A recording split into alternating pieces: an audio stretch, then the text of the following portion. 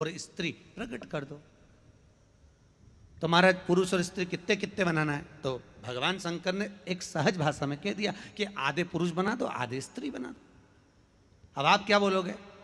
आप भी तो यही बोलोगे ना कि भाई अगर 2 पुरुष बनाए तो 2 नारी बनाओ, 5 पुरुष बनाए तो 5 नारी बनाओ, क्योंकि सृष्टि तो ऐसी बढ़ेगी। तो भगवान शंकर ने कह दिया आधे पुरुष आधे स्त्री बना दो। अब ब्रह्मा जी ने उसी समय पर भगवान नारायण के कहने पर कि शंकर भगवान बोले आधे पुरुष आधे स्त्री बना दो, तो भगवान उसी समय पर ब्रह्मा जी ने जो सृष्टि की रचना करी उसमें आधे पुरुष आधे स्त्री बना दिए, बन गए। अब चारों तरफ आधे पुरुष आधे स्त्री। अब एक दिन भगवान भोलेनाथ भगवान नारायण के साथ घूमते घूमते दोनों आनंद लेते हुए भजन करते हुए मृत्यु लोक में आ गए। और भगवान शंकर और भोलेनाथ और भगवान विष्णु जैसी पृथ्वी पर आए और भूमंडल पर आकर जैसे ही देखा तो इतने में तो भगवान विष्णु ठहाके लगाकर हंस दिए। भगवान नारायण खूब तेज हंसे, खूब हंसे। अब भगवान विष्णु को हंसते हुए देखा तो शंकर भगवान ने पूछा तुम हंस क्यों रहे हो, काहे के लिए हंस रहे हो? तो भगवान नारायण बोले पहले नीचे देख तो लो महाराज। शंकर जी ने जो देखा तो भोलेनाथ भी सिर पे हाथ रख लिए, तो आधे पुरुष आधे नारी बना दिए। और भगवान शंकर बोले ब्रह्मा जी मैंने कहा था आधे पुरुष आधे नारी बनाओ, तुमने दोनों को भेला करके बना दिया इकट्ठा। अब जो सृष्टि बनी वो आधे पुरुष आधे नारी की बन गई, किन्नरों की। ये जो किन्नर हमारे यहाँ आते हैं 30 त्योहार पे, आपके यहाँ बच्चे ने जन्म लिया किन्नर नाचने के लिए आ जाते हैं। आपके यहाँ शादी ब्याह हुआ इधर आते कि नहीं आते? अरे बोलो तो, इधर नहीं आते क्या? नहीं आते? नहीं तो कहीं आप लोग देखे तो होंगे ना, कहीं कहीं बच्चों का जन्म होता है, विवाह होता है, तो किन्नर लोग आते नाचने गाने के लिए, आ जाते। आधे पुरुष आधे स्त्री, आधे आधे। अब भगवान नारायण जब भगवान विष्णु ठाका लगाकर हंसे तो शंकर भगवान को बुरा लग गया कि भले ब्रह्मा ने सृष्टि बनाई, माना कुछ नहीं समझ पाए और गलत सृष्टि बन गई, पर हंसना तो नहीं चाहिए ना। कितनी सुंदर बात कही, किसी किन्नर पर, किसी विकलांग पर, किसी अंधे पर, किसी लूले पर, किसी लंगड़े पर, किसी बांझ पर, किसी रोगीले पर दृष्टि कर कर हंसना बुरा होता है। दृष्टि कर कर हंसना बुरा होता है। आप क्यों हंसे? किस लिए?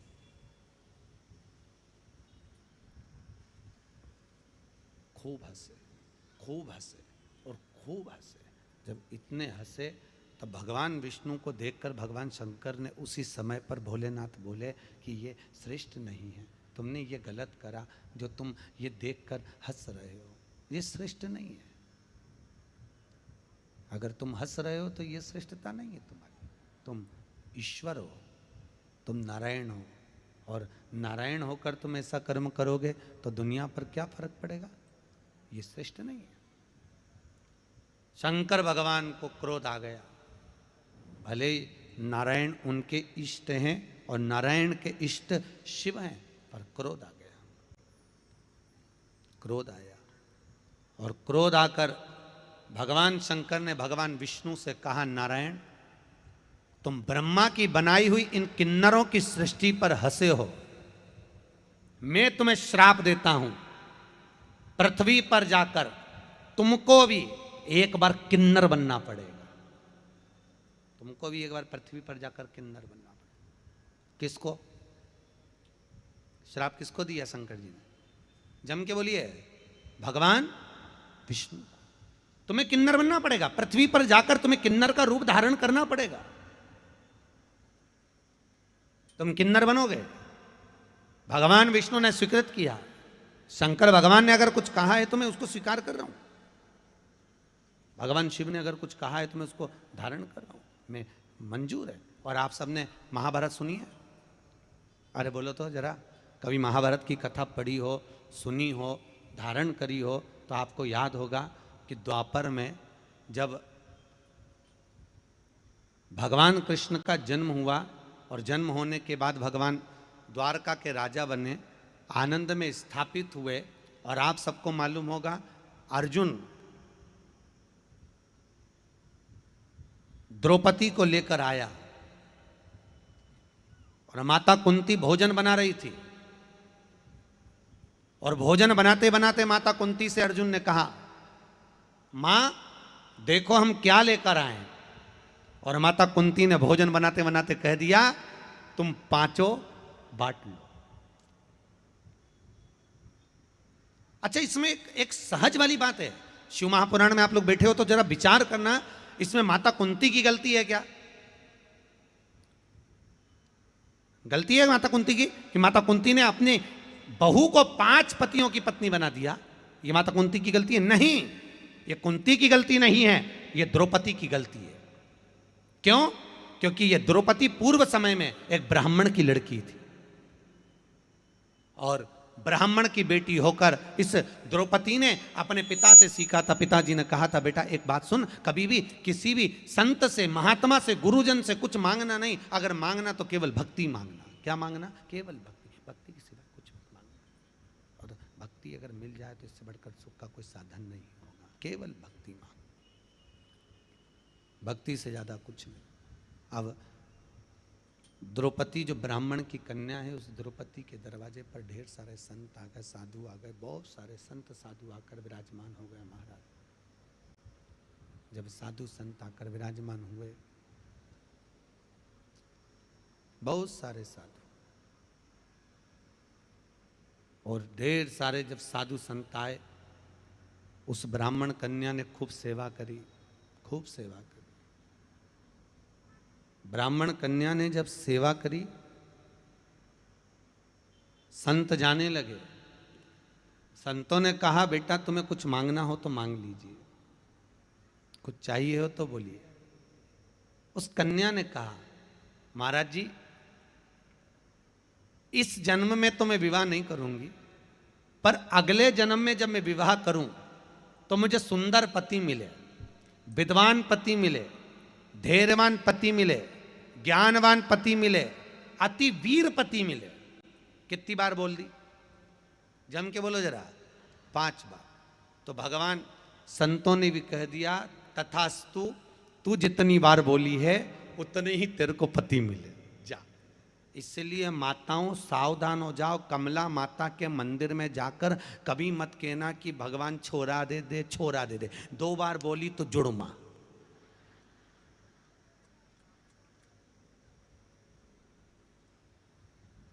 क्योंकि भगवान कोई बहरा तो है नहीं कि तुम कहोगे तब वो देगा। भगवान है, भगवान कोई बहरा क्या?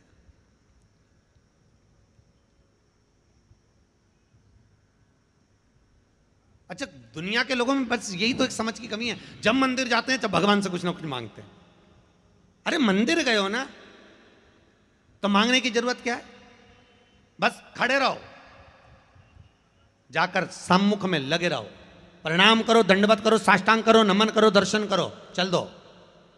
क्योंकि उसको मालूम है कि मेरे दरबार पर आया है तो इसको खाली नहीं भेजूंगा, कुछ ना कुछ देकर ही भेजूंगा, कुछ ना कुछ देकर। आप कहां बैठे हो? आप लोग कहां बैठे हो? अरे बोलो जम के। कथा के पंडाल में। क्या ये? कथा का पंडाल। इसको पंडाल कहें तो वो अलग बात है, पर एक बात याद रखो, दूध अगर बेकार नहीं हो करने देना है तो उसको काय के अंदर रखोगी? फ्रिज में रखोगी कि नहीं रखोगी? अरे बोलो जम के। सब्जी काय में रखोगी? फ्रिज में। हरी मिर्ची काय में रखोगी? फ्रिज में। हरा दाना, कड़ी पत्ता, सब फ्रिज के अंदर। क्योंकि अगर बाहर रखेंगे तो सड़ जाएगा, बाहर रखेंगे सूख जाएगा, बाहर रखेंगे बेकार हो जाएगा, इसलिए उसको फ्रिज में रखना जरूरी है। तो ये समझ लेना शिव महापुराण में कि आप कहां बैठे हो?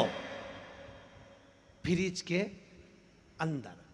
फ्रिज के जो बाहर है वो काम, लोभ, विषय, वासना में सड़ के नली में गिर जाएगा, और जो फ्रिज के अंदर है वो ताजा की ताजा भगवान पांडुरंगा के चरणों में चला जाएगा। अब तुमसे कोई पूछे कहां गई थी तो कहना फ्रिज के अंदर बैठी थी, अंदर बैठी थी। तो उसको समझा देना कौन से फ्रिज में बैठी थी, नहीं तो वो भी फ्रिज की जाली निकाल के अंदर बैठ जाए और आफत हो जाए। तो उसको बताना जरूरी। फ्रिज कौन सा है जहां सड़े नहीं व्यक्ति, ना काम में पड़े, ना लोभ में पड़े, ना विषय में, ना आसक्ति में, तृष्णा में। जितने समय हम 3 घंटा अगर इस फ्रिज के अंदर बैठे हैं तो ना काम सताएगा, ना लोभ सताएगा, ना वासना, ना अहंकार, ना तृष्णा। संत ज्ञानेश्वर जी महाराज से उनसे एक दिन मुक्ताबाई ने पूछा, संत ज्ञानेश्वर मैं तुम्हारी परीक्षा लेना चाहती हूं। तो संत ज्ञानेश्वर ने कहा, बहन तू मेरी बहन होकर मेरी परीक्षा ले रही है, तुम मेरी बहन है। इतने में संत ज्ञानेश्वर ने कहा, बोल मुक्ता क्या पूछना चाहती है। मुक्ता कहती है संत ज्ञानेश्वर से, ये बताओ ज्ञानेश्वर जी कि अगर प्रवचन करने वाला प्रवचन दे रहा है, सन्यासी, संत, साधु, सन्यासी, तपस्वी, साधक, उपासक, वो अपने मध्यम से कुछ कह रहा है, पर आज के जमाने में तो लोग संतों के पास जाते हैं पर ग्रहण कम करते हैं। जैसे एक मटका, मटका जानते हो? अरे बोलो तो हंडा देखा है, मट्टी का मटका। अब उस मटके को संत एक नल की तरह है, नल देखा है, पानी आता रहता उसमें, और संसार के लोग जो श्रोता हैं वो एक उल्टे मटके की तरह है। कौन कैसा मटका? उल्टा। अब उल्टे मटके में पानी भराएगा क्या? अरे बोलो तो जम के नहीं। तो संत ज्ञानेश्वर से मुक्ताबाई ने पूछा कि एक संत, एक साधु, एक सन्यासी, एक तपस्वी, एक साधक, एक उपासक एक नल की तरह है जो प्रवचन दिए जा रहा है, और आज का जमाने में जो श्रोता है वो उल्टे मटके की तरह है और वो कुछ ग्रहण कर ही नहीं रहा। तो फिर ये बताओ कि नल चालू करने से, प्रवचन देने से लाभ क्या है? संत ज्ञानेश्वर से मुक्ताबाई ने पूछा तो संत ज्ञानेश्वर कहते हैं, मुक्ता भले मटका उल्टा है पर नल के नीचे जब तक लगा है तब तक शीतल तो है।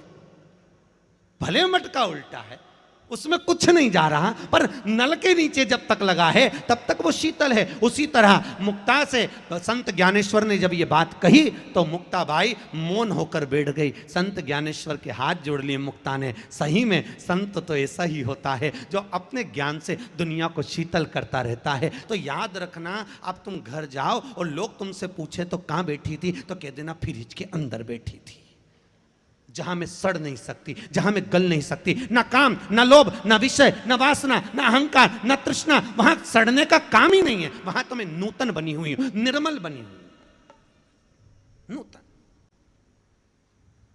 निर्मल। अभी कुछ दिन पहले अनाउंसमेंट हो रहा था, जन्म लिए बच्चे से लेकर 5 वर्ष तक के बच्चे को काई की दवा। वाह यार, तुमको तो मालूम है, गजब है, वाह बहुत बढ़िया। चलो मेरे साथ बोलो, जन्म लिए बच्चे से लेकर 5 वर्ष तक के बच्चे को पोलियो की दवाई फ्री क्या करी जाएगी? पिलाई जाएगी। पोलियो बूथ पर आओ, पोलियो की दवाई पिलवाओ। बस जैसे वो गवर्नमेंट वाले बोल रहे हैं वैसे ये श्रीमद् भागवत ज्ञान गंगा यज्ञ समिति ने भी तो वही करा है, ये भी पोलियो बूथ लगाया है। बस अंतर इतना है, वहां दवाई पिलाई जा रही है जन्म लिए बच्चे से लेकर 5 वर्ष तक के बच्चे को, और भागवत ज्ञान गंगा यज्ञ समिति ने ये पोलियो बूथ लगाया है। जिसका जन्म नहीं हुआ, जो गर्भ में पड़ा है, उससे लेकर जो मर रहा है उस तक के व्यक्ति को शिव महापुराण की कथा सुनाई जाएगी। बस याद रखना, पोलियो की दवाई नहीं पियोगे तो हाथ पैर से विकलांग हो जाओगे, और शिव महापुराण नहीं सुनोगे तो काम, लोभ, विषय, वासना से विकलांग हो जाओगे। इसलिए आओ और पोलियो की दवाई पी के जाओ, घर जाओ। और जिसने इस दवाई को पी लिया साहब, फिर वो कभी विकलांग हुआ ही नहीं, ना काम में, ना लोभ में, ना वासना में, ना विषय में, ना आसक्ति में, ना तृष्णा। जो नहीं पी पाया वो विकलांग है, जो रह गया। तो इसलिए आपसे रोज कहते हैं अपनी आड़ो, क्योंकि पोलियो वाले आते हैं तो वो कहते हैं पड़ोसन से पूछ लो उनके यहाँ के बच्चे ने पी की नहीं पी। अरे बोलो तो सारी सही है कि गलत है? पोलियो वाले आके पूछते हैं तुम्हारी पड़ोसन से पूछो उसका बच्चा ने पी की नहीं। तो हम भी तो वही कह रहे हैं कि रोज पोलियो की दवाई 7 दिन तक पिलाई जाएगी। आज कौन सा दिन है दादा? आज 3रा दिन है, और कितने दिन और पिलाएंगे? 4 दिन और पिलाएंगे। तो अपनी अड़ोसन, पड़ोसन, धड़ोसन सबके पोलियो की दवाई पिला दो, सबको एक बार। अपना पूरा करमाला में कोई काम, कोई लोभ, कोई विषय, कोई वासना, कोई अहंकार, कोई तृष्णा काय में डूबने वाला नहीं होना चाहिए। सब स्वस्थ, सर्वे भवंतु सुखी ना सुखी, सब स्वस्थ है, सब।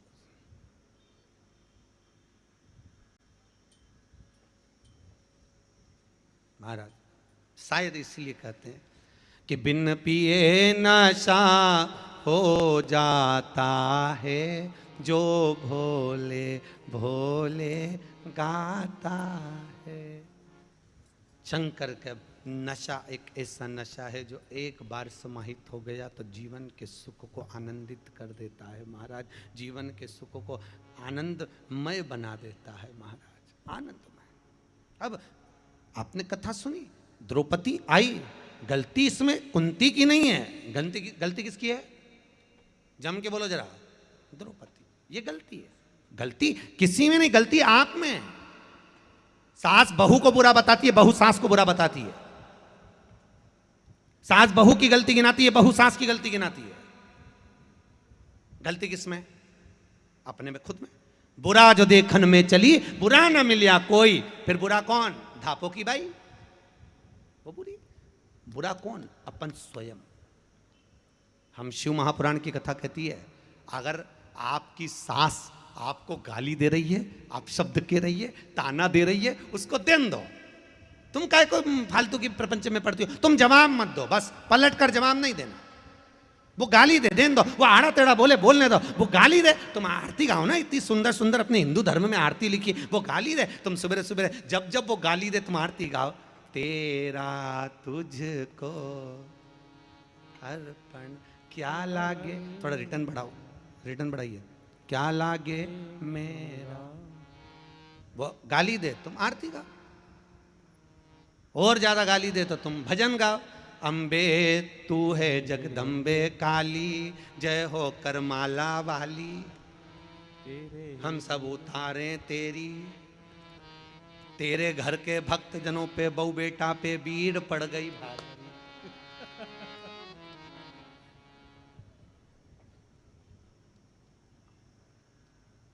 आरती गाओ, भजन गाओ, बुरा ना बोलिए, अच्छा बोलो। बुरा बोलने में अच्छा। एक राजा ने एक महल बनाया, बड़ा सुंदर महल। एक गांव के सेठ जी को बुलाया, सेठ जी आओ जरा महल देखो कैसा है। महाराज सेठ जी बोले महल तो अच्छा बनाया महाराज, पर दरवाजा छोटा रख दिया, तो उससे क्या होगा? आने जाना तो है। नहीं महाराज, दरवाजा छोटा रख दिया, जब तुम मरोगे तो तुम्हारी अर्थी कैसे निकलेगी? इतने में राजा को लगा, बताओ हमने तो महल बनवाया नया, हमारे मकान का मुहूर्त, तो ये मेरी अर्थी निकाल रहा। राजा ने दूतों को बुलाया, बंद करो इसको, थाने में ले जाओ, जेल में डालो। उसको जेल में बंद कर दिया। थोड़ी देर बाद उस सेठ जी की पत्नी आ गई। पत्नी आके बोली, महाराज मेरा पति आया था। राजा ने कहा, तेरे पति को बोलने के लक्षण नहीं है क्या कि इतना जोरदार महल बनाया, दरवाजा छोटा रख दिया, जब राजा तू मरेगा तो तेरी अर्थी कैसे निकलेगी? इतने में पत्नी बोली, महाराज मेरे पति को तो बोलने के लक्षण नहीं है, उसको क्या करना, अर्थी कैसे निकलेगी? राजा को काट काट के निकाल देंगे। राजा तो चक्कर खा के गिर गया बेचारा। बताओ, पति तो पति, पत्नी तो हो रही अम्मा। राजा ने दूतों से कहा, इसको भी ले जाके बंद करो, उसको भी बंद करा। थोड़ी देर बाद उनका बेटा आ गया। बेटे ने पूछा, महाराज मेरे माँ बाप आए थे। राजा ने कहा, तेरे बाप को बोलने के लक्षण नहीं, क्योंकि महल अच्छा बनाया, दरवाजा छोटा रख दिया, जब महाराज तुम मरोगे तो तुम्हारी अर्थी कैसे निकलेगी? और तेरी माँ क्या क्या काट काट के निकाल देंगे। तो इतने में राजा का वो सेठ जी का लड़का बोला, महाराज ना तो मेरे बाप को बोलना आता है, ना मेरी माँ को बोलना आता है, उनको क्या करना, अर्थी कैसे निकालेंगे? राजा को अंदर ही जला देंगे, अंदर ही। राजा तो और चक्कर खा के गिर गया बापड़ा। तो यहां शास्त्र कह रहा है, जिसको बोलने की और आदत ही नहीं हो अच्छा, तो जिंदगी में अच्छा बोलेगा क्या? अरे बोलो तो करमाला वाली जी जियो, अरे बोलो तो बोलेगा क्या? अच्छा बोलेगा नहीं। जिसको अच्छा बोलने की आदत नहीं, वो अच्छा नहीं बोल सकता, वो बुरा ही बोलेगा, चाहे तुम कितना भी प्रयास। समझने वाला व्यक्ति कहीं से भी समझ सकता है। एक महाराज प्रवचन दे रहे थे, प्रवचन में कह रहे थे शराब नहीं पीना चाहिए, शराब पीने वाला व्यक्ति गटर में पड़ा होता है, ये गंदा नाली का पानी है, मत पियो, रोड पर पड़े रहोगे, गटर में पड़े रहोगे। उसी में महाराज का पहचान वाला बैठा था, उठ के खड़ा हो गया और खड़े होकर रोला, हो महाराज तो इतनी बड़ी बड़ी बात कह रहा है, तेरा सग्गा भाई पी के तो गटर में पड़ा। तू हमको प्रवचन दे रहा है, तेरा सग्गा भाई पी के गटर में पड़ा है, तो हमको ज्ञान दे रहा है, अपने भाई को क्यों नहीं देता? इतने में महाराज जी को क्रोध नहीं आया। महाराज जी ने प्रवचन में कहा, भैया देख, मैं भी प्रवचन दे रहा हूं, मेरा भाई भी प्रवचन दे रहा है, बस अंतर इतना है, मैं मुंह से समझा रहा हूं, मेरा भाई प्रैक्टिकल करके दिखा रहा है। समझने वाला समझ सकता है कि हमें क्या ज्ञान प्राप्त करना है, हमें क्या ग्रहण करना है, हम क्या ले रहे हैं।